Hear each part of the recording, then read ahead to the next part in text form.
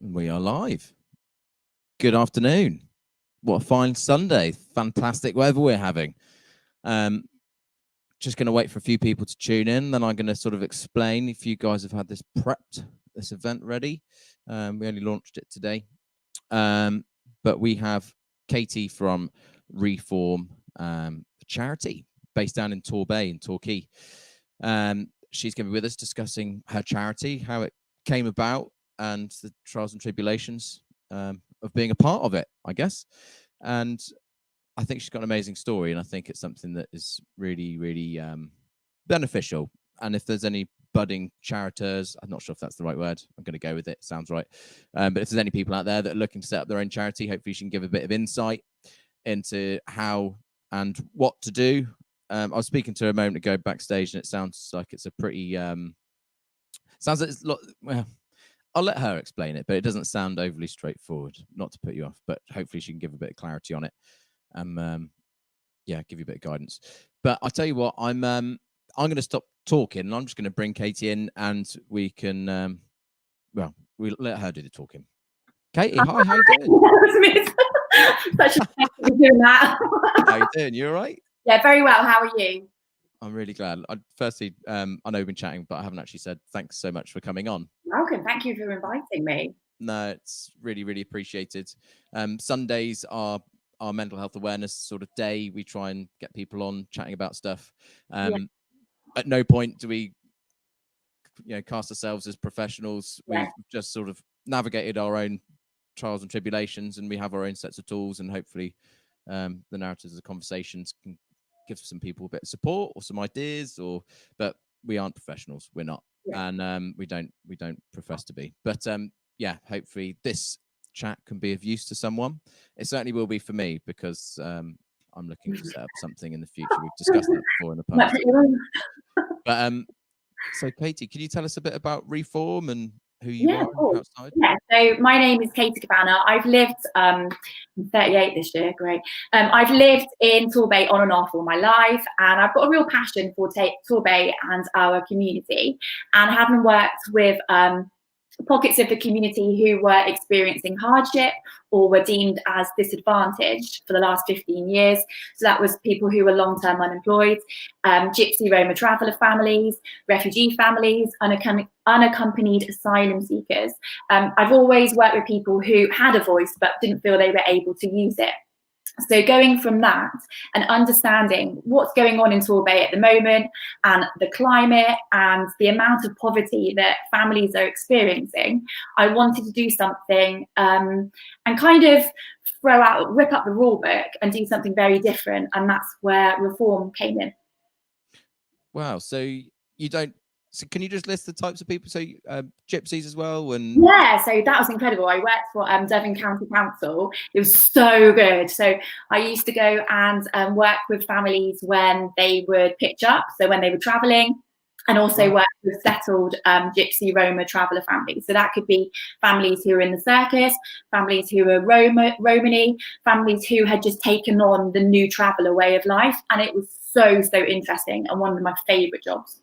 So how do you get, this is a slightly loaded question, because I know you've just come into ownership of a bus. Yeah, I know. Bus to sort of get yourselves around to these different communities, is that right? Actually, maybe that's a good link from the traveller option, because we wanted to set up a community centre, but community centres, to establish them, to get property, comes with so much bureaucracy and costs so much. So being the slightly out there person that I am, I decided to get a bus. So it went from a double-decker bus to, we've now purchased UB40's old tour bus. It's so random. You couldn't even make this up. You couldn't write it. But it's UB40's tour bus. Yeah. It's that big, it takes your breath away. It's bright green, these two big antennae that come like towards you.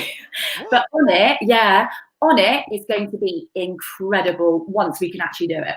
So what's your ideas with it then? What do you want to be able to do from it? No, like a community centre, you have spaces for meetings, spaces for activities, maybe a kitchen area.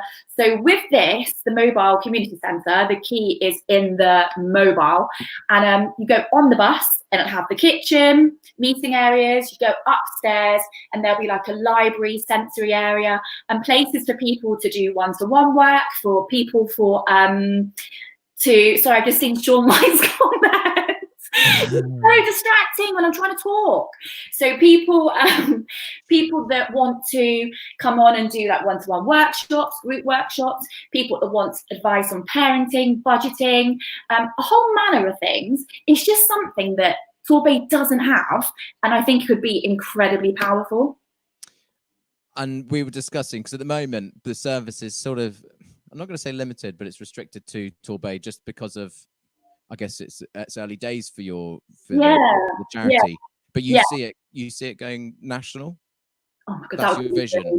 Me like in this centre with buses leaving, like left, right, and centre, and travelling all around the country. That would be amazing. But at the moment, we're just doing Torbay. That's big. So the bus then, is it all done? Is it, or have you just bought it? So it needs work doing to it. Yeah. So, but just before COVID-19 struck, we purchased the bus. I think it's currently at Paint and Zoo in the car park. Yeah, nice. I think. You think? Yeah, fingers crossed. Is that its permanent location, or are you looking? No. If anybody's watching who has a scrapyard, land that you use for your horses, or you've got, I don't know what you do with it, and you don't mind having UB40's old tour bus there, please let me know. Because we don't have anywhere to park it, and it's massive. I'm gonna make sure that's part of the post after this. So you send me the bits you're gonna need, because it sounds like you're gonna need some people to actually help on the bus as well. Yeah. So because we set when Re4orm was set up in October last year, it was all about alleviating poverty and raising aspirations, and using the community as the kind of force for good. So rather than people who have the lanyards and the statutory agencies and people not trusting each other, it was about actually community working alongside each other. I remember when I was growing up a long time ago, and we knew everyone who lived in our street. We had like Auntie Sarah, Auntie this, and that feels like it's gone. And we want to bring that back, where everyone's just helping each other. Do you know what? I'm going to be a bit of a weird. There's a. I think it's an African proverb. I sound right. Go for it. I'm going to say it, but there's a saying that is, it takes a village to raise a kid. Right. And we've I feel like a part of our society's lost that. And I think it'd be nice. It's nice that it's completely volunteer led. So it's based on the community. The community gets involved in the project. Yeah. They come and help. So how have you got volunteers already?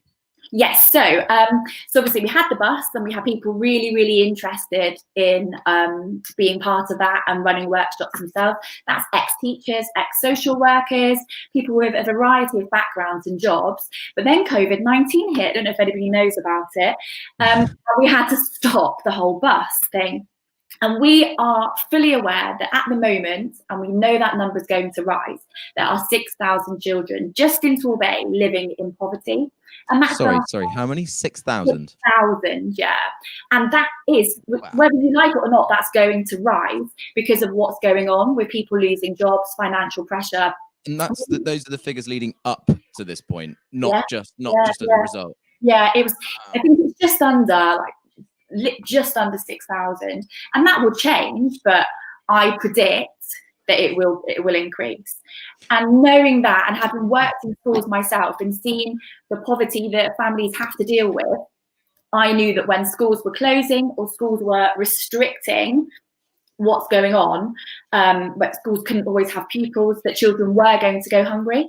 So that's when we came together. Right.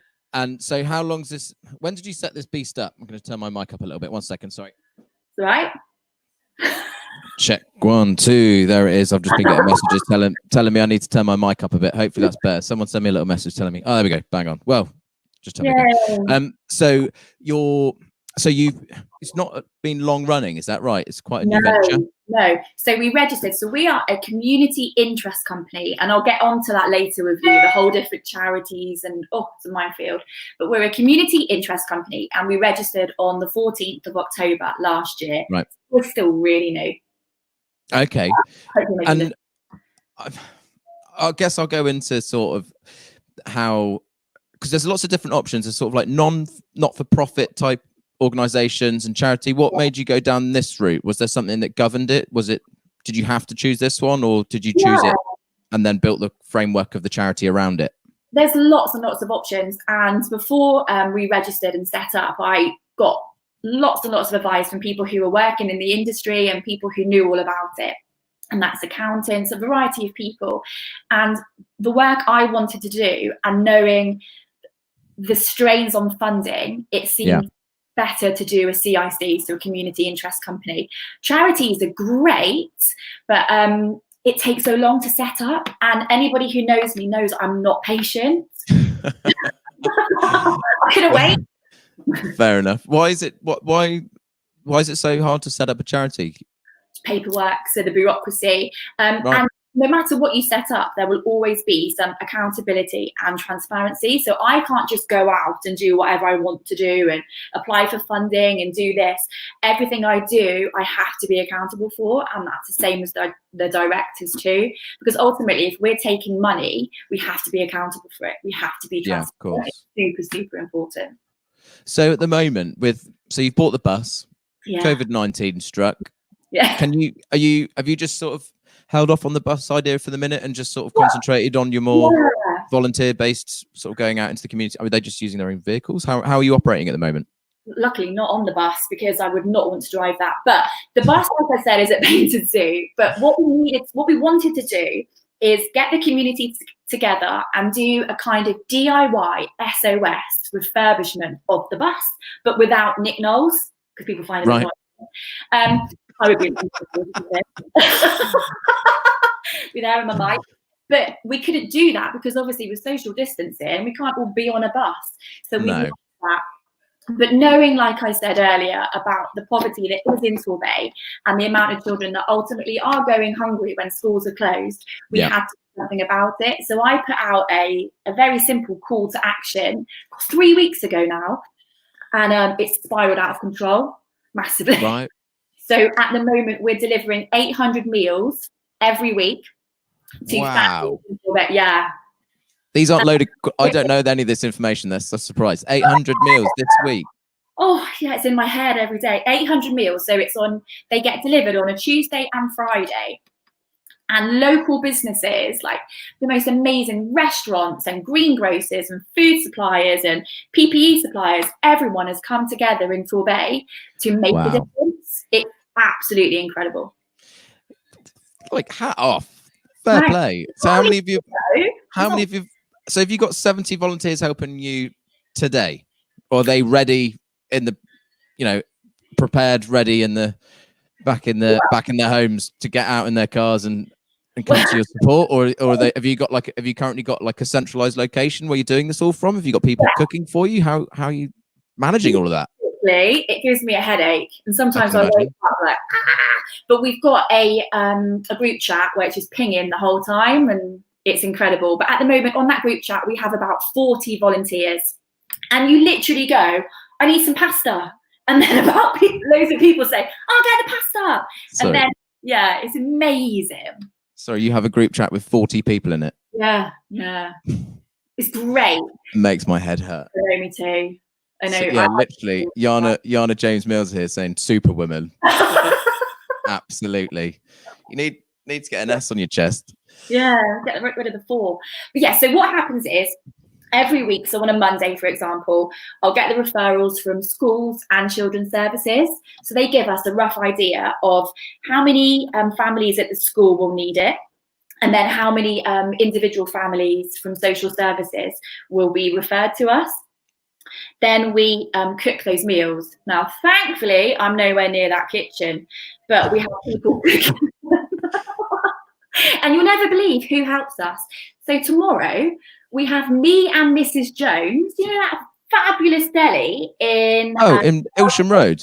Yeah, they're cooking So, 300 macaroni cheeses. And they're funded. They're just cooking it and supplying it. Yeah. Wow.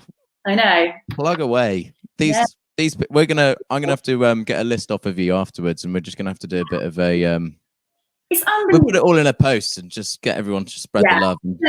Share the love. Yeah, absolutely. That's incredible. Wow. So, for example, you have them cooking the meals. Then on the Tuesday, we have a team, because obviously we have to be careful with social distancing. So right. we have a venue, but when we're packing, we can't have hundreds of us all together. So we have a volunteer coordinator who could do Boris's job. No joke. She is organised. Izzy, she's called. She scares the life out of me. She brings me up all the time. I'm like, she coordinates the volunteers. So you have some people packing up the meals, then you have some people delivering, making sure at all times that we're wearing masks, gloves, aprons, and making sure that we had to that we're following guidelines from the government. But with the meals as well, this is how good it is. Like next week, it was supposed to be a surprise, but hey ho. They've got, like Tuesday, they've got macaroni cheese, fruit, like salad boxes, cakes, everything. On Friday, we've got hundreds, half of them are in my kitchen right now, of Easter eggs. Every child we can see will get an Easter egg. You guys are amazing. You know what? We've spoken briefly before. We've met outside of this platform, and I don't think I asked enough questions, because it's really quite insane what you guys are doing and what you've established in such a short period of time. Like, remember, guys, this is like since October, and you're weathering a pandemic, and you're still being able to supply and support your community. It's just like, it's incredible. We got I mean, are you reading some of these comments? I know, it's so lovely. Like, we got Sean White, big shout out to Sean White, We Sup crew. I think we got all of the We Sup crew down in Torbay Seafront. Such a great place to go. My favourite place to go. Yeah, I love it. He's asking, how can we donate Easter eggs? So if you send the Reform, so we're on Facebook, Reform. Don't forget the 4. If you send us a message, we have people already donating Easter eggs, and they can be dropped to a central location, adhering to social distancing as well. We need them ideally by Friday, so people can enjoy those Easter eggs over the Easter weekend. And is there anything else you guys need? Do you need more volunteers? Are you after more foods, more suppliers to provide it? Have you meeting the requirements? Are you at capacity, or we're really busy, but it's good. It's really good. So I had an email this morning from one of the local schools in Torbay, a primary school, from the head teacher, asking if we could up the amount of meals that we were sending to the school, because more families were going into crisis. Wow. So we'll only be able to do so much, because I never want the quality of it to go, and I want it to be really good quality food and it to be done properly. But we are experiencing a higher need every week. There's just more and more people wanting our support. So I think support-wise, I think definitely volunteers, local suppliers as well. So we have people like Roots Greengrocers. They've been incredible. Riviera Food, Cater Food, Carey Arms, We Sup, right guys, like thanks for the muffins. They've been amazing, and it's so lovely, because sometimes people need a vehicle to do something to help. Absolutely. With this, we're able to give them that vehicle, and nothing has made me feel prouder than the way people have united in our community.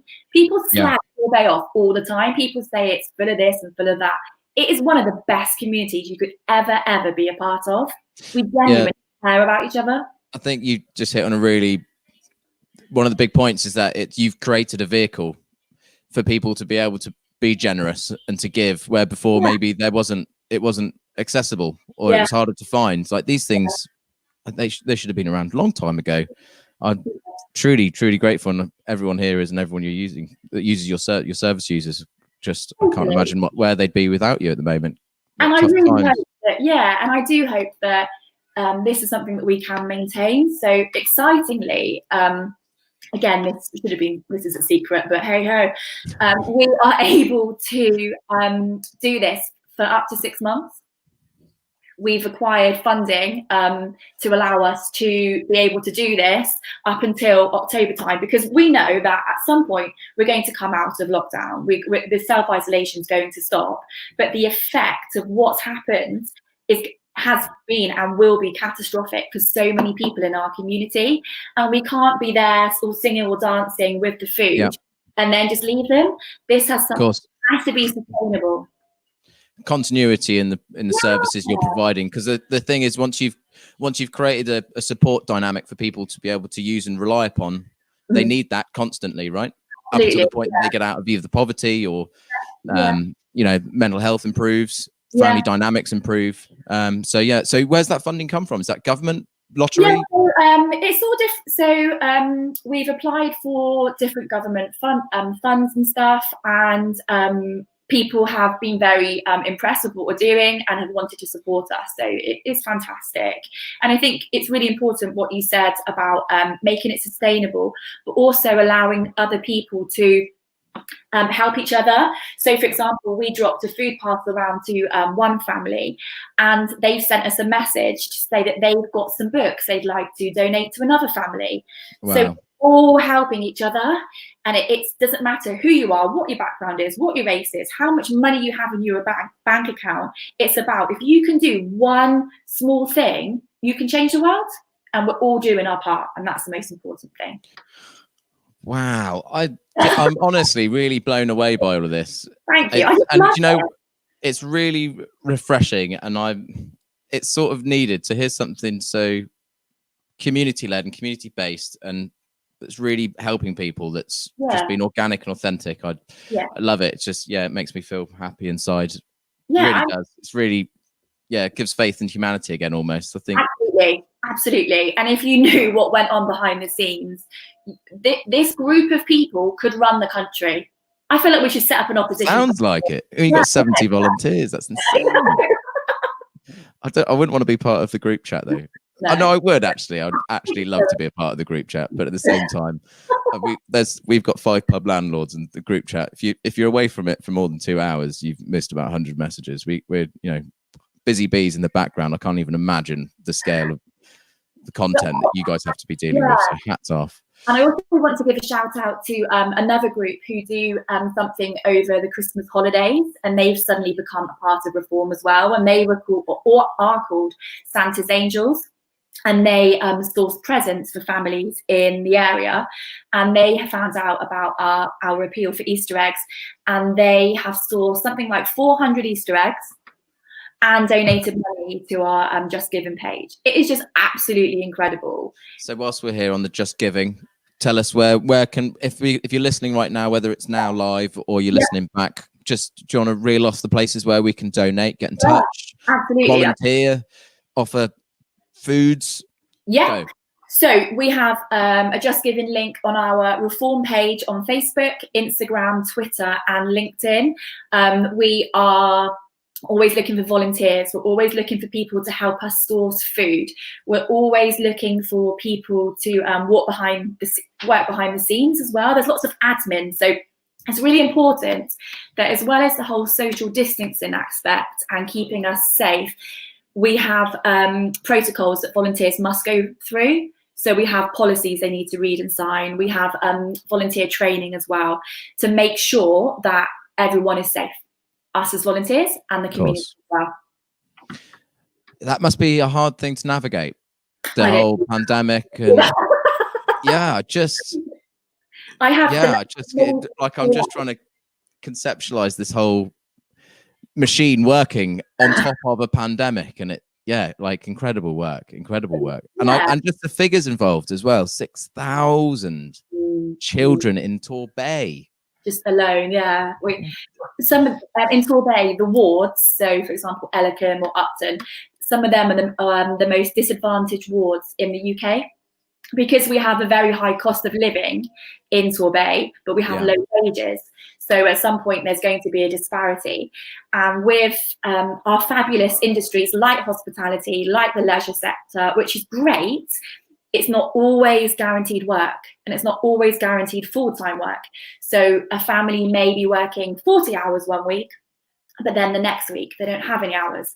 And it's be a choice of, do I pay my rent or mortgage, or do I pay for food, electric, gas? So your volunteers then? Yeah. What sort of roles can they have? What can they do? So, I know you mentioned about accounting and admin side of things, but boots on the ground, what Yeah, so do they need to give a day, a couple of hours? How's it generally run? It can be as much as you want or as little as you want. I know this is based around mental health, and I think what Reform has also given the volunteers is a sense of purpose, and we all need that. So when you're not working, you need something to get up for. You need that routine, and the volunteering aspect is making sure that people have that still, and they have that sense of purpose, and also that great sense of achievement, because once all that food's gone out and it's gone to all the schools and it's gone to all the homes, wow, what an achievement. And if you're doing that every week, that is something to be super, super proud of. And these people are giving up their time. It's done for free. It's absolutely incredible. It's a really, I've done a few charitable bits in the past, and it's like you say, it's very rewarding. Not for yourself as much as it is for the people you're supporting. So yeah, I'd love to, I personally will certainly offer a bit of my time for with your bus renovations, and I imagine there's going to be a load of people you need as well. So if anyone's in the comments and you're handy with tools and you've got a trade behind you, please do get in contact with Katie, because she sounds like she's got a bit of a mammoth project ahead of her. Great. It's UB40's old tour bus. It's epic. It takes your breath away when it drops. I don't know where we're going to put it, but it's incredible. But we need people like yourself, like carpenters and electricians. Excitingly, a local company based in Exeter, they have agreed to install 4G on the bus. So it's going to be like a little 4G hotspot. Well, I know. Everyone comes together. I know, the generosity of people blows my mind. Every day there's something new, and you think, wow, this is it's incredible. And have you hit any hurdles? Has anything really slowed the process down? Yeah. So I've had many a sleepless night, shed a few tears, because a lot of people, oh, thanks, Harry. Harry's going to help build. Great. And he's I'm better at singing than Nick Knowles as well. Fantastic. Oh, Harry. Can't wait. How I adore you, sir. But such a hero. We just need people to help, really, because once this gets started, or once the bus renovation gets started, the quicker we can do it, the quicker we can get out there and start supporting families, especially once this crisis is over, because people will be experiencing so much more. But with the barriers, yes. So the sleepless night funding is really, really difficult. So anyone who wants to set up their own charity or CIC, go for it. There's no feeling it's like no other feeling helping people, but be prepared for the bureaucracy and the amount of time it takes to write a funding bid, that when you get the letter through and say you haven't been successful, you're never going to be a millionaire having your own charity or CIC, but you will change the world from it. You will change your community, and that's much better than money, in my opinion. Yeah, you don't die with money. You die with good memories. I think that's my driving force in my life anyway. So the process of setting up the CIC, what does that stand for again? Sorry. So a CIC is a community interest company. So you have to have a certain amount of directors, and they will advise and guide myself and the rest of the team on things that need to be done, and also hold us accountable, because as I said earlier, if you are successful with your funding bids, this is money that's been donated to you. It has to be transparent. You have to be accountable, and everything you spend it on, you need to show where it was spent and why it was spent, and the impact of it as well. It's really has to be detailed. Yeah. Wow. So that's the admin side of it, right? That's the keeping tabs, receipts. Absolutely. Yeah. And James Twigger, accountant, he's my accountant. Well, you've just been offered, if you've got a website built. No. Fine. Well, our main man, a landlord of ours, he has created this platform, basically. We've had ideas. He makes the ideas reality. He has offered you a website or to help if there's one existing, but if you don't have one, no, I don't. So as a result of a coming on, we've gotten you hopefully some Easter eggs, a website, and it looks like a load of people are sort of offering their support as well. And we've got Nick Knowles. And in the form of Harry. Absolutely. Love it. On this bus, are we going to have loads of music? Can we put a load of speakers in it and do raves from it? No, there is, because it was, as I keep saying, UB40's tour bus. There's a whole sound system. Is that actually? Yeah, it's a sound system. Installed on it? Yeah, with lights, I'm pretty sure. I can't remember. What? Yeah, I think I broke something when I went on to have a look, but I'm pretty sure there are lights. I just want to come. I need to see this bus. Oh, it's absolutely hilarious. Is it an old bus or is it a newer bus? UB40. Yeah. I might get them down for the launch and they can sing Red, Red Wine. I know. I did tweet them, but they didn't respond. Please. They ignored me. Yeah. With Carly Ann, she said, I'd love to help too, Katie. Any admin volunteering, I'm here for sure. Big love to you. Respect. Yeah. Like a lot of love in the comments. A lot of love. Yeah. A lot of support.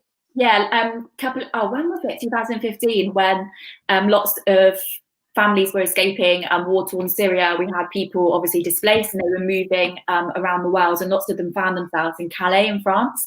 So I united with a few other people and we created a refugee solidarity group, and we went over in vans to give them their donated items from people in Torbay. Yeah, just more amazingness. You're an incredible woman. Yeah, I just like helping inspiration. Thank wow. you. No, you are. Thank you. You are. Needs to be more people like you, and I think there are more people like you coming forwards now. I think where a system starts lacking, the NHS is amazing.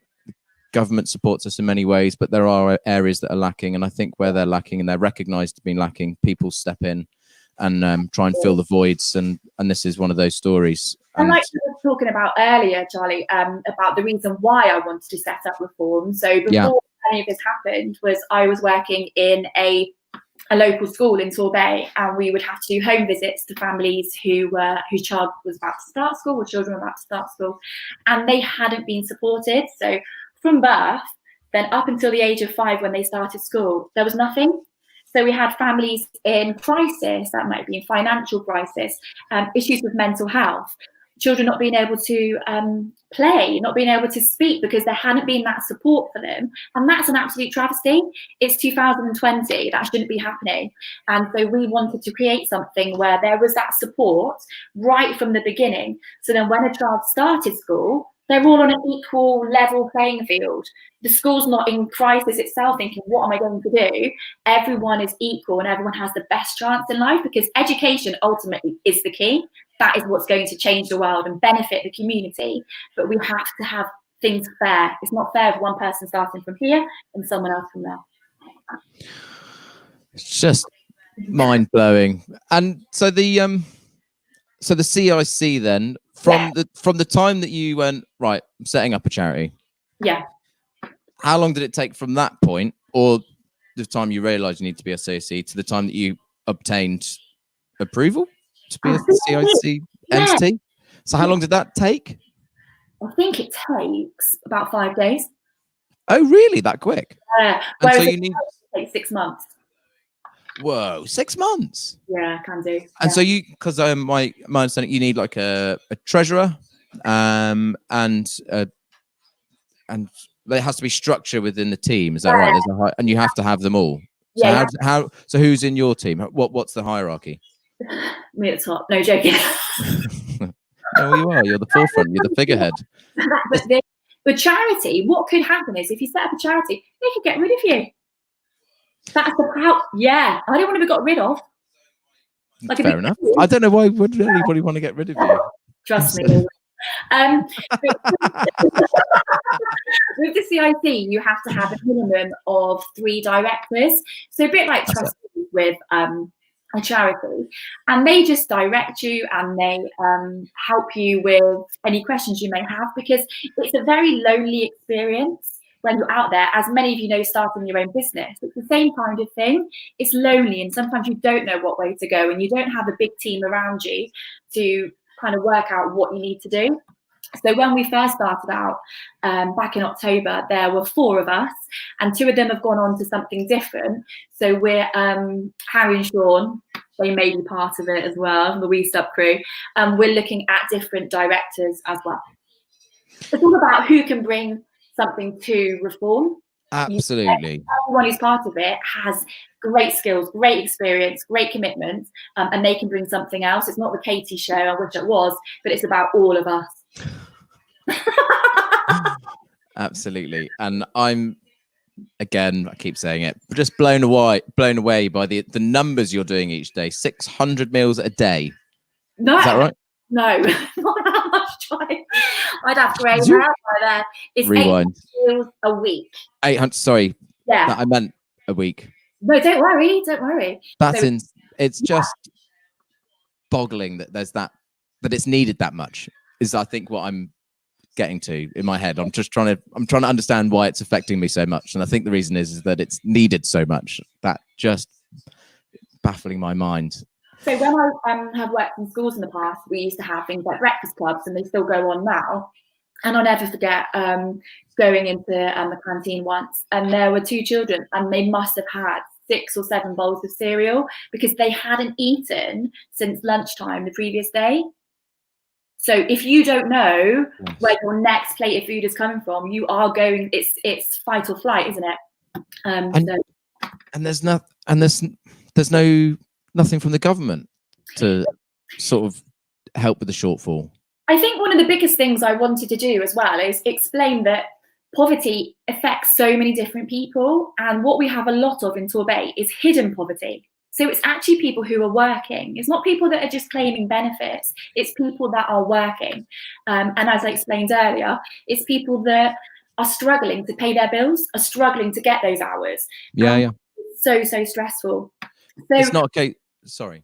No, carry on. No, because it's not just a case of, I guess you sort of have an image in your mind of maybe like neglected children. But often it's not. It's actually just family comes under financial pressure as a result of work. Could be you become ill. Yeah. And it's just it's all sort of coming into my mind. It's just nuts. It's things you don't really think about. No. How did you recognise? When did you recognise this? Didn't you work as a teacher at some point? Yeah, so I am a qualified teacher, but working in all different areas. And so for the last 15 years, and I'm not going to get into politics. Don't worry. No, don't, please. Change of government has an effect on stuff, and we've had good times and we've had bad times, and we've had the recession. But what ultimately, Torbay being the community that it is, and we have there's a disparity of wealth. You have people with quite a lot of money, and you have people with not very much. And you don't have very many people in the middle, and you see that. So, for example, you have Ellicombe School, and you walk just around the corner, and then you're at Ilsham, and the wealth in those schools is so different. Wow.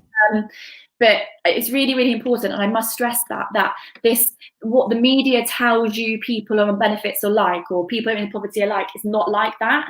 Poverty can happen to any of us. We're only 3 paychecks away from being homeless, and I think if we understand that as a community, we're going to be there for each other, because there but for the grace of God go I, because it can happen to any one of us. So actually, rather than being judgmental about them, let's actually make a difference and support each other, because then if we find ourselves in that situation, there'll be support too. Yeah. Sam's asking a question. Are there any specific roles you need volunteers for? We always need drivers, so people taking food to different schools, packing as well, because we're very, very aware, and sorry to bring the mood down, but people are going to get ill, whether we like it or not. That we are in the middle of a pandemic, and ultimately some of our volunteers may get ill, so we always need reserves ready to step up. So yeah, Sam, if you want to give us, send us a message on our Re4orm Facebook page, and then we can have a look at what you'd like to do. Super. Yeah, he's also got another question asking, where would you like Re4orm to be in a year's time? Oh, big one. I know. I think hopefully with the bus, hopefully that's up and running. And I would like to, do you know what? Without I'd like the community to be as it is, but without Corona, COVID-19. So you know how everyone's together, just without that little thing going on. Yeah, it's a big hurdle. I'm sure it's causing a bit of restriction. But just with the way, I've never known a community like it, how it is now. And I hope that doesn't change. So I hope moving forward that more people become part of Reform, because Reform is basically the word for the community. We're reforming, where there's reformation going on, we're making changes, positive changes. So actually I'd love there to be 100 of us going out and working in the community, having certain things going on from the bus, having days where families get together, just real positivity. Yeah, can you explain the logo then? Because it's capital R, capital E4, and then ORM. Is there a story behind that? Well, not really, but you know me. But the 4, so where is it? Green is supposed to be a symbol of hope. Right. So it's just given that hope. And we tried to think of a name for what the CIC was going to be. And I thought it was about change. It's not about reinventing the wheel completely. It's just coming together as one to bring positive change. Because we all have an opinion. We all say how we think it should be. So why don't we work together to bring that, make that happen? So on this, excuse me, sorry. Sure. So on this journey of yours, this charity's journey, do you recognize the extent of the demographic you're supporting, or does more unfold? Do you sort of, the longer it goes on, the more you're learning about it and the more you're realizing there's more of a need? Have you? Yeah, because I'm not fortunate enough, but I have worked in this area for such a long time. I understand when there's changing government policies and when things happen, the effect that will have on our demographic. But I've never experienced this. So we don't know yet what's going to happen as a result of what we're in at the moment. Yeah, absolutely. And positively, negatively, reform is going to be needed more than ever before. 100%. I mean, I'm just not surprised the government isn't chucking money at you. I guess but you have to go out and tell them you're there, right? I guess they don't just know. So it's you have to be in contact with them. They have to look at your organisation to make sure you're a suitable applicant for money. Take Cabana in her home, rustle up a few meals. I understand why it's, they're not just chucking money, but But you giving me this kind of platform, so allow me to come on here, again, is raising the exposure. Is more people are now aware of it, more people want to volunteer, we may get more donations, but ultimately it makes us become more established in the community. People will use our services, and then from that, hopefully, we'll be able to get more funding. Because like I said, it's not a 6-month thing, and then I'll go off and do something else. We want to be around for a long time, and potentially, I always say it, in 5-10 years' time, I don't want reform to exist. I want the community to be doing it anyway. Yeah, absolutely. Yeah, humble, noble, love it. I'm just trying to think if there's any other questions I've got. I mean, I'm a bit blown away again. I keep saying that, but I am. You're an incredible woman. I really appreciate you coming on and sort of sharing your story. Is there anything you sort of want to share or I think we discussed beforehand about charity being a very strange kind of sector to be in, and it can be very competitive as well. And we're ultimately looking for funding, but so are many other charities as well. And that you need resilience, because funding bids can take a long time to write, and they require a lot of effort and lots of stats and case studies. And you do it and you think, right, this is it. And then so the resilience you need is massive. And I'm not ashamed to say that my mental health has been poor while I've been trying to do this, because I have so many ideas and I have this goal and this vision for the community, but knockbacks can affect you like anybody else. But it's working with other people, being inspired by members of the community that keep me going.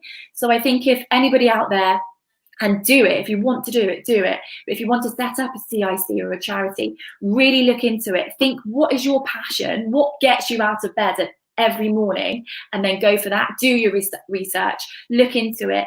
Don't be put off, because the amount of times I've sat down and said, I can't do it. I can't do reform anymore. It's not going to happen. But you have to keep believing, and then it will happen. Did the community, that the Re4orm community, sort of give you the energy to go, keep it moving forwards? Absolutely. Yeah, absolutely. So my family have been incredible, and my sisters asked me to do a shout out to my 1-year-old niece. Hi, Maisie. My family have been absolutely incredible, and that's because I've been brought up with the idea that you can change the world. If you change one person's life, you've ultimately left that legacy, and that's what I've been brought up with. So they've always believed in me. But alongside that, there have been some real key people in Reform's journey so far who have kept me going and have kept Reform on its path, and we are where we are now because of them. So I'll be forever grateful. Amazing. Guys, if you've got any comments, if you're listening in and you want to ask Katie anything, now's the time. Let's do a bit of a Q&A if there's anyone. So I guess the question of like where you see the charity going in a year's time is hopefully without a pandemic occurring in the background. But your intentions are to take this national. Yeah, I think so. We'll stick with Torbay, and then what we want to do is have a business model that works. So ultimately, other local authorities or people in other communities can pick up that business model and then do it themselves.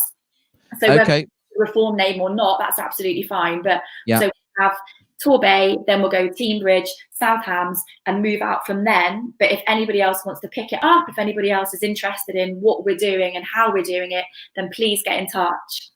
Okay, so basically you're building a framework in order to operate and support your community, and then you're offering that framework to other towns, villages, boroughs, counties, governments. The ultimate premise of it is that a community centre is great. Community centres are brilliant, but they're static. You have to come there. And Torbay, people think of it as quaint little seaside town, but actually, demographically, we're spread out quite far.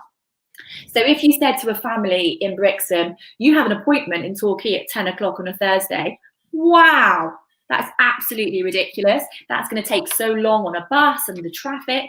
So what we want to do is go to them. So every day during the week, Reform bus, UB40's old tour bus, will go. Goodness knows how we're going to navigate the street. Getting to Brixham will be a nightmare, but we'll get there.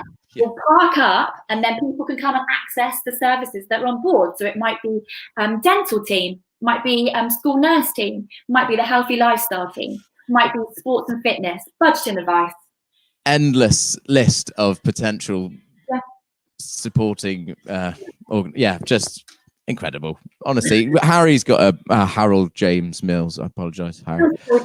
Is there a list of services you need to move Reform forward that we can try and source? So he's offering to be a bit of a such a weird dealer, isn't he? I think at the moment we're concentrating on the food. So anybody that has people in that area, so any restaurateur owners or bar owners or people that work for food services, great. But then when the bus, because ultimately the bus is our focal point, we just need people to help us with the renovation. So like I said earlier, plumbers, carpenters, graphic designers. We've already had a website being offered, which is brilliant. So anything like that would be so helpful. But then also people to work from the bus. So it could be something like baby massage classes, anything that is ultimately going to help the community use it. It's a mobile community centre that will go out and about to benefit all of us in the community. Accessible for all, inclusive. I love it. Absolutely love it. So simple, novel, but yeah, just the potential.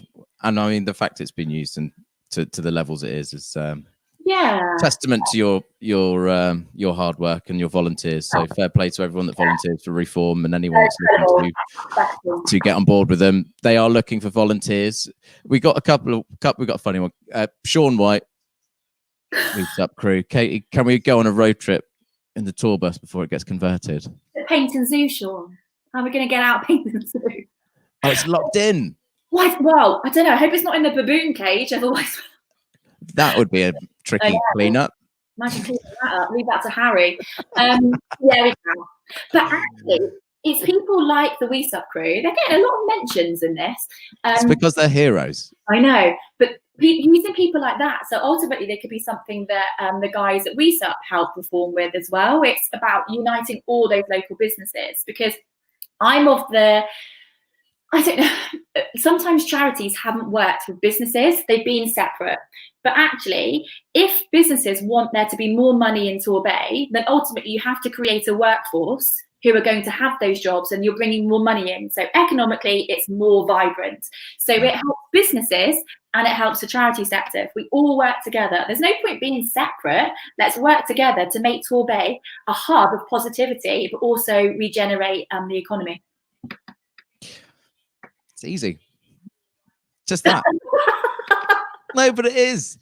And no, but it really is. It's just engaging with your community to support each other, not to financially benefit from them. It's just, and it's the same message in mental health. You talk, communicate, become a part of a community in some way. Just get involved with each other, and the potential is endless. Look, I'm gonna summarize. Sam's got a really good question, and I think it's a really good question to end on. Can you sum up Re4orm's mission in one sentence? Community. There we go. A word. Yeah. Alleviating poverty and raising aspirations. Amazing. Katie, thank you so much for coming on. Thank you so much for inviting me. I wasn't expecting to have such a mind-blowing interview. It's been incredible. I've thoroughly enjoyed it. Everyone that's been engaging has had some really insightful questions. And just power to you and everyone that's supporting Re4orm. And again, if anyone wants to get involved in Re4orm, Katie, just finish off by telling us where we can go. So if you'd like to help Re4orm, and there's a variety of ways you can do that, please see our Facebook page, our Twitter page, Instagram page, and page on LinkedIn. Send us a message. We respond very, very quickly, and let's work together to bring hope to our community. Amazing. Katie, I'm going to put you backstage. I'm just going to say a couple of bye things, but thank you so much for coming on. Everyone make some noise, send some love, send some comments, show your appreciation for this hero in our midst. Thank you. Cheers. Guys, thanks so much for tuning in today. We've got an amazing lineup for tonight. Great event. We've got Ricky Hall. He's going to talk about his mental health journey through his life. He's a famous model. And we got some great music lined up as well. So that starts at 8 o'clock tonight. Actually, it might be 7:30. I'm going to have to double check. Between 7:30 and 8. But there's all the events are on our page. And you can check out this feed at any point. If you want to share this, if you think someone's going to benefit from this, please share it. It's all this content is available at any point on our Facebook feed. So, yeah, guys, thanks for tuning in. Look forward to speaking to you soon. Take it easy. Bye.